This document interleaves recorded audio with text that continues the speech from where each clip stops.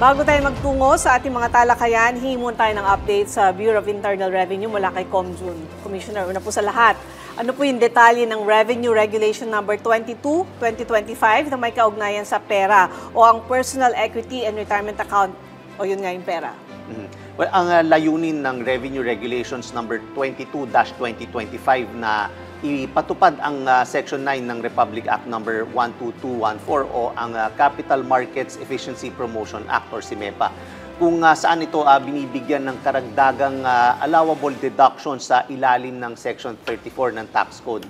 Sa ilalim nito, ang isang pribadong employer ay maaaring mag-claim ng karagdagang bawas mula sa kabuoang kita o yung tinatawag nating gross income, nakatumbas ng 50% o 50% ng kanilang actual na contribution sa personal equity at retirement account sa ilalim ng Republic Act Number 9505 o kilala bilang Personal Equity and Retirement Account o PERA Act of 2008.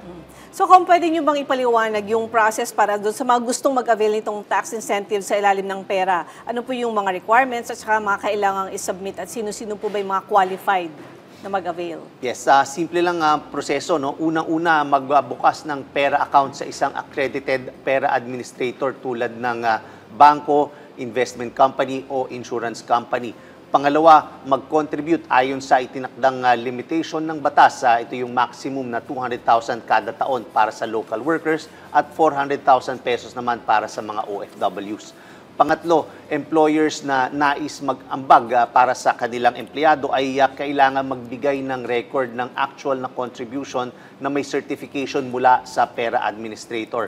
Pang-apat, para sa tax incentives naman, ang employer ay dapat mag-submit ng supporting documents kasama ng kanilang income tax return bilang patunay ng contribution. So, kung ano naman yung mga parusa o penalties ang nakasaad sa RF 22-2025 para sa mga hindi susunod sa regulasyon at paano yung monitoring ninyo dito? Yes, ang penalties ay naayon pa rin sa tax code. Kabilang dito ang unang dyan, yung surcharges at interest para sa maling pag-claim ng deductions o credits.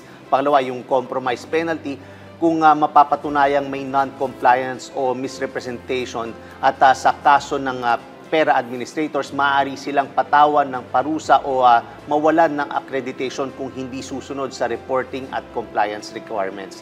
Ang BIR ay may malinaw na monitoring framework para dito. Nandyan na yung regular reporting ng pera administrators, single sa contributions at withdrawals ng mga account holders at nandyan din ang cross-checking ng mga employers sa claims sa tax returns laban sa certification ng administrators. At ginagawa rin natin ang audit and verification procedures upang masiguro na tama at tapat ang pag-claim ng deductions at incentives. Sa ganitong paraan, matitiyak na ang benepisyo ng pera ay mapupunta lamang sa mga lehitimong contributors at employers na sumusunod sa batas. So kung sa ibang usapin naman po tayo, ano yung layunin naman ng pagsasanib puwersa ng BIR at ng Anti-Money Laundering Council sa isinagawang investigasyon ukol sa flood control scandal? Well, ang pangunahing layunin ng pagsanib puwersa ng BIR at AMLAC ay tiyakin na lahat ng pinagmulan ng yaman at assets ng mga kontratista, opisyal ng gobyerno at pribadong individual na sangkot sa anomalya ay maisama sa investigasyon. Sa pamamagitan ito ng pakikipag-ugnayan sa AMLAC, masisiguro natin na walang undeclared wealth or income. Ang joint investigation na ito ay magsisilbing matibay na basehan para sa parehong kaso ng tax evasion at money laundering. Inulit ko po, no stone will be left unturned. So sa paanong paraan naman po nakatutulong ang AMLAC sa tax fraud audit ng BIR, tsaka ano po yung dokumento o impormasyon mula sa AMLAC yung ginagamit ng BIR para sa pagsusuri nitong tax evasion? Malaki ang papel ng AMLAC sa pagbibigay ng access sa bank transactions ng mga kumpanya at individuals na iniimbestigahan. Ang kanilang bank reports at transaction records ay kinukumpira natin sa mga isubmit na tax returns at binayad na buwis. Kung ang nakatalang yaman sa bank records ay walang kaukulang buwis na nabayaran, malinaw na mayroong kaso ng tax evasion. Ito ang also ang dahilan kung bakit critical ang support ng AMLAC sa aming audit. So sir, sa ngayon ilang mga contractors, opisyal ng gobyerno at pribadong individual na yung iniimbestigahan ng BIR kaugnay ng anomalya sa flood control projects? Ang investigation ng BIR ay hindi lamang limitado sa top 15 contractors na pinangalanan na ng ating mahal na Pangulo. Pinalawak na rin natin ito sa ibang kumpanya at individuals na binanggit pa sa mga pagdinig sa Senado at sa Kamara. Hindi muna natin ibibigay yung eksaktong bilang nito at dahil ongoing at marami pa yung tinitingnan natin. Pero malinaw na mas malawak ito kaysa sa naunang listahan ng top 15 contractors. So kung pang 16 ka onwards, hindi ka ligtas? Walang ligtas po dito. So, sir, ano naman po yung batayan para mapasama sa investigasyon ng isang kumpanya na wala nga dun sa top 15 yung na contractors na sangkot naman din sa anomalya?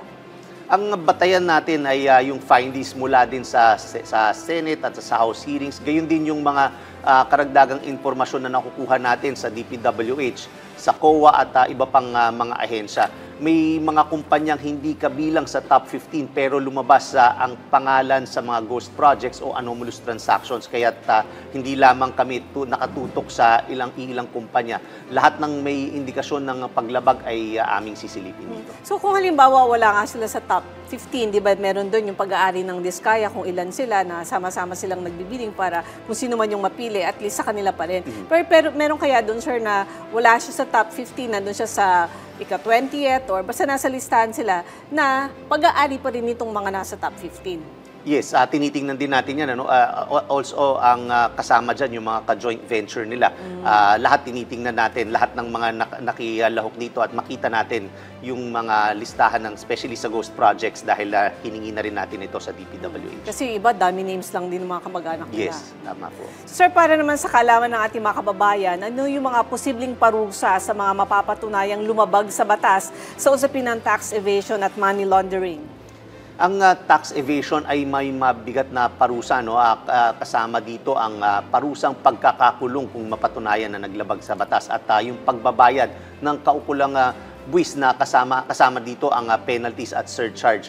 Sa kaso naman ng money laundering, maaari ring makulong at makumpiska ang mga ari-arian na napatunayang mula sa iligal na pinagmulan. Kaya malinaw, ang hindi pagbabayad ng tamang buwis at pagtatago ng ill-gotten wealth ay parehong may seryosong kaparusahan sa ilalim ng ating batas.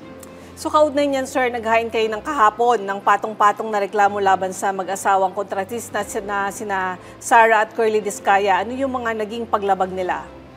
Ang mga kasong inihain natin laban sa mag-asawang Sara at Curly Diskaya ay kaugnay ng kanilang kabiguang magbayad ng buwis sa iba't ibang tax types. Sa ginawa naming investigasyon, natuklasan natin na hindi sila nagbayad ng individual income taxes. Mula ito nung ang saklaw nitong ginawa natin paunang kaso ay mula 2018 hanggang 2021 na umabot sa bilyong-bilyong piso ang kabuoang income tax deficiency. Bukod pa dito, may mga excise taxes din na hindi nabayaran para sa siyam na luxury vehicles na nakarehistro sa kanilang pangalan at hindi rin sila nag-submit ng documentary stamp tax returns sa kanilang sinasabi nilang divestment mula sa apat nilang kumpanya na St. Gerard, St.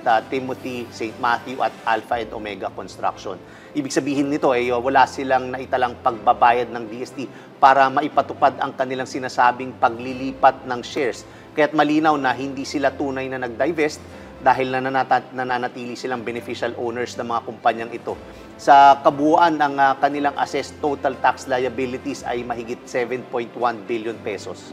May curious lang ako, Sek, yung tungkol dun sa tax na binabayaran sa ganyan mga imported na sasakyan, gaano po ba kalaki talaga yung legal na tax na dapat bayaran? Kung halimbawa yung isang luxury vehicle ay nagkakahalaga ng, sabi mo, ng 20 million. So, magkano yung tax na dapat bayaran nun? Malaki ang excise tax sa mga luxury vehicles. Yung specific na rate niyan, hindi ko lang masagot ngayon. Pero malaki yan, hindi yan maliit lang na tipong daang libo lang. Milyon-milyon din yan. Ganun? Mga ganyan ang kinakailangan nilang bayaran at nakita natin dito sa mga sasakyan. Yung siyam na sasakyan ay walang kaukulang excise tax nito. Kasi hindi lang naman din sila yung bumibili ng mga ganong luxury vehicles. Nakapag-cover na ako maraming beses yung mga sinisira dahil naipasok dito o nabili tapos hindi nabayaran ng tamang tax. Pero di ba, syempre kung bibili ka ng ganun kamahal na sasakyan, ipapasok mo dito sa Pilipinas, parang sinasabi nga nila na yung amount niya plus 50% yung tax. So, di ba, kung kaya mong bumili nun, di dapat kaya mo rin bayaran yung tax. Dapat. Oo. Sir, ano naman po yung mga aasahan mula sa BIR kaugnay ng investigasyon ng flood control scandal? Ang mga kaso na isinampa natin laban sa mag-asawang Diskaya ay simula pa lamang. Katulad ng nasabi ko, ito ay tip of the iceberg. Patuloy ang audit na gagawin natin sa lahat ng kumpanya na pagmamayari o yung konektado sa kanila, at inaasahan din namin na madidiscover pa ng ibang malaki na mga bilyon-bilyong piso na hindi nabayarang buwis. Hindi lang ito limitado sa mga Diskaya, sa mga nagtatanong. Sinisigurado rin ng BIR na lahat ng contractors at public officials na sangkot sa mga irregularidad sa mga flood control projects ay haharap din sa kasong may kaugnayan sa tax evasion. Ang prinsipyo natin dito ay malinaw. Kung kumikita mula sa proyekto ng gobyerno, ay dapat magbayad ng tamang buwis. Hanggat may ebidensya, maghahain tayo ng mga karagdagang tax charges. Pati nga dito kay Diskaya, panimula pa lang ito. So, nagsisimula pa lang at marami pa tayong gagawing pag-audit. So, yung mga iba na wala pa doon sa listahan, pero feeling nila kasama sila doon sa pwedeng investigahan, sa tingin ninyo, mahahabol pa nila yung mga discrepancies nila doon sa pagbabayad ng tax or hindi na? Well, nag-issue na tayo ng audit, kaya naman hindi na nila yan makokorekt.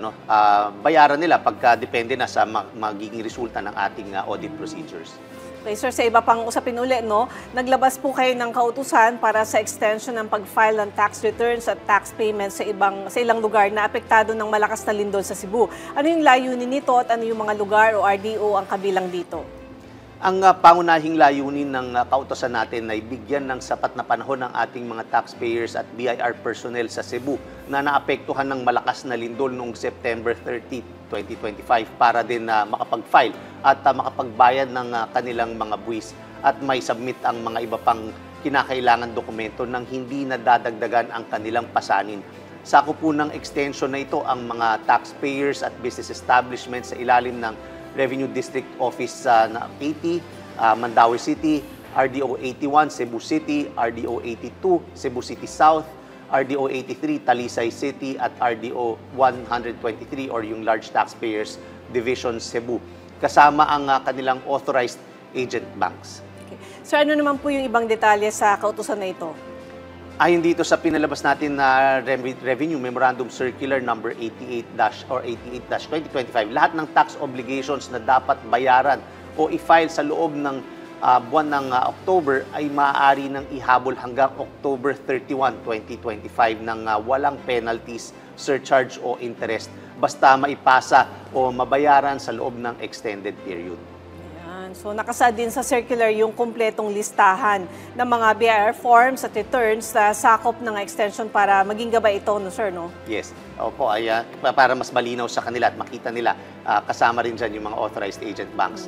Again, ito yung bahagi ng ating pangako na responsive, compassionate at excellent taxpayer service, lalo na sa panahon ng krisis upang matulungan ang ating mga kababayan sa Cebu na makaahon at makasunod pa rin sa kanilang obligasyon sa buwis nang hindi sila nahihirapan. Okay, sir, maraming salamat sa inyong update na napakasiksik at punong-puno ng impormasyon yung ating binahagi ni Com dito sa atin at para sa kaalaman ng ating mga kababayan tungkol dyan sa pagpa-file ng kaso, sa mga involved doon sa flood control projects at syempre yung mga iba pang detalye mula sa BIR. Thank you, Com. Maraming salamat din.